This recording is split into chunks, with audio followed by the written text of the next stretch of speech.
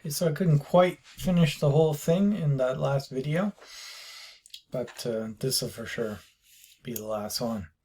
So, ironically, you would expect that, they would have learned their lesson by now. But the parents are unable to make a change and break with the pattern of spoiling their children. And so, as a result, there's going to be some serious consequences for caving in, giving in. Into the children's whining and complaining. Okay, not being the parents, not having authority and control. Well, let's see what happens then. So supposedly they're just going to turn it on for one last moment, one sort of farewell to the nursery. And then we're going on a vacation. David McLean is coming back in half an hour to help us move out and get to the airport. I'm going to dress. You turn the nursery on for a minute, Lydia. Just a minute, mind you. And the three of them went babbling off while he let himself be vacuumed upstairs, through the air flue, and set about dressing himself. A minute later, Lydia appeared. I'll be glad when we get away, she sighed. Did you leave them in the nursery? I wanted to dress too. Oh, that horrid Africa. What can they see in it? Well, in 5 minutes we'll be on our way to Iowa. Lord, how did we ever get in this house? What prompted us to buy a nightmare? Pride, money, foolishness. I think we better get downstairs before those kids get engrossed with those damned beasts again. Just then they heard the children calling. Daddy, Mommy, come quick, quick. They went downstairs and air flew and down the hall. The children were nowhere in sight. Wendy! Peter! They ran into the nursery. The Veldt land was empty, save for the lions waiting, looking at them. Peter? Wendy? The door slammed. Wendy! Peter! So notice it turned into them calling for their children. Okay, calling to save them, to calling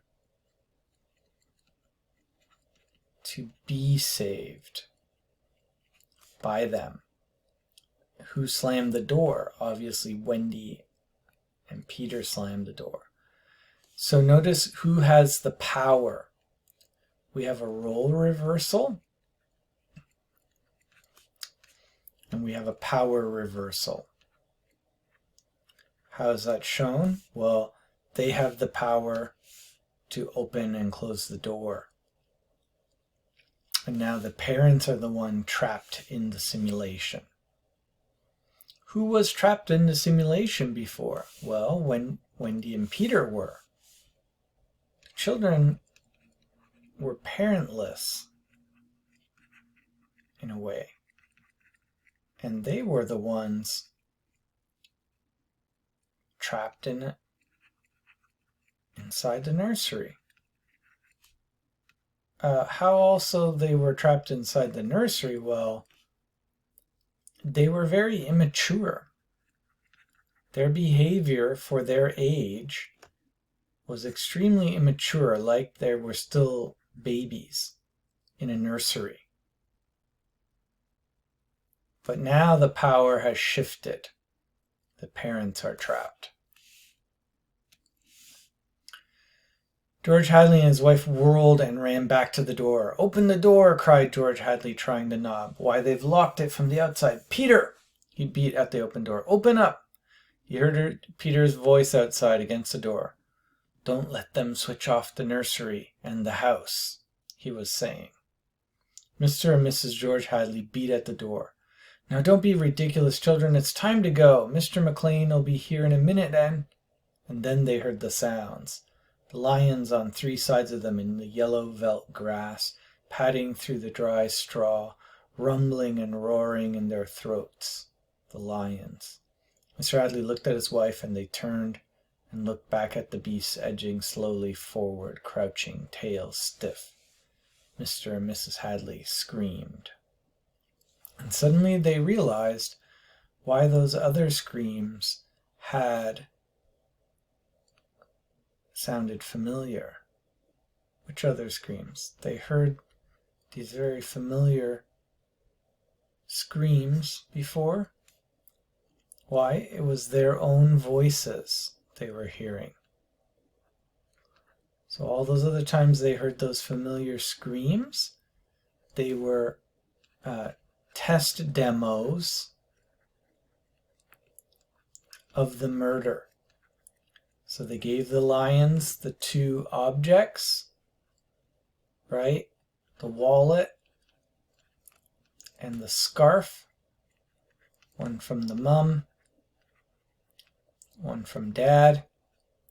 So the lions had the smell of the mum and dad, and they imagined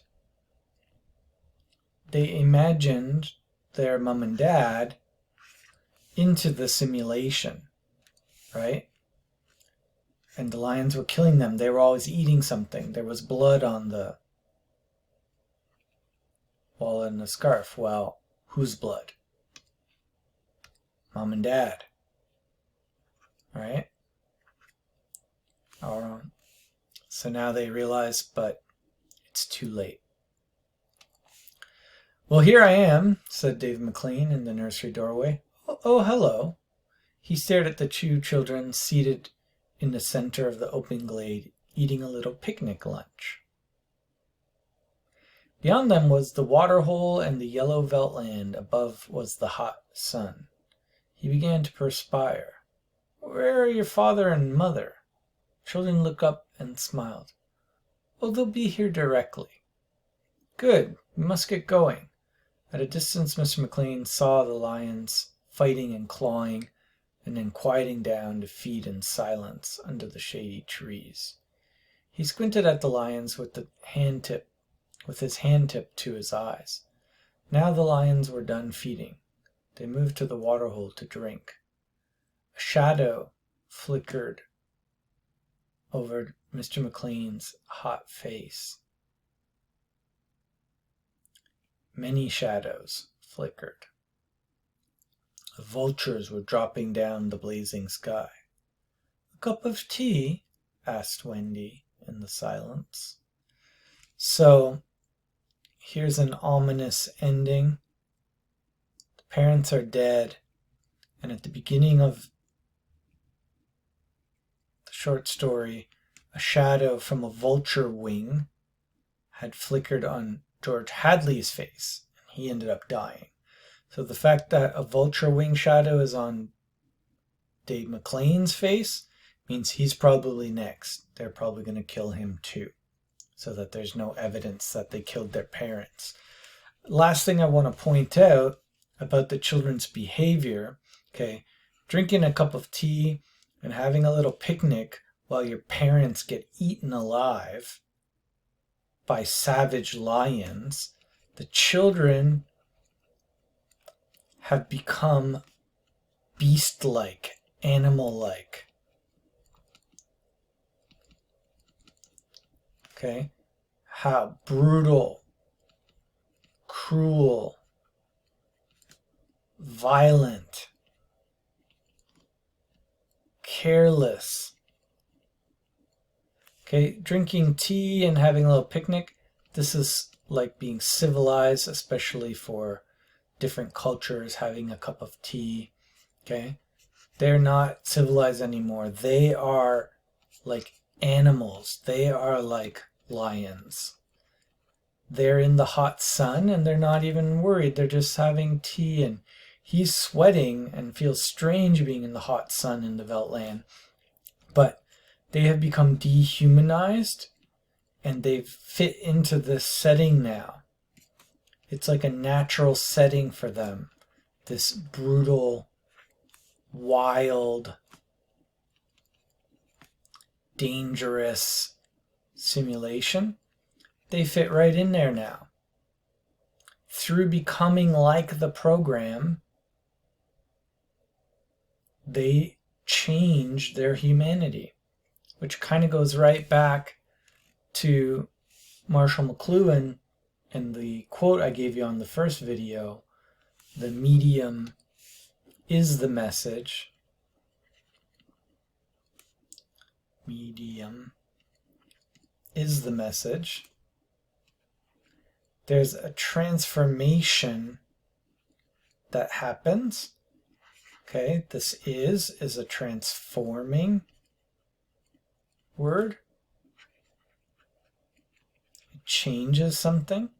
It's almost like a metaphor, but the medium, the type of media, is what changes the message. In this case, it changed the people too. They became like the wild animals, that they were expressing their inner beast-like nature. Okay, the dark side of human nature.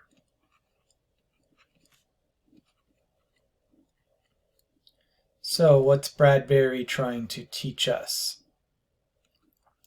It's about the dangers of technology, over-dependence on technology, and becoming dehumanized through the use of technology and losing our natural relationships and connections. So although he wrote this a long, long time ago in the 1950s or 1960s, it has a lot to say for our current generation. All right, hope you liked the story.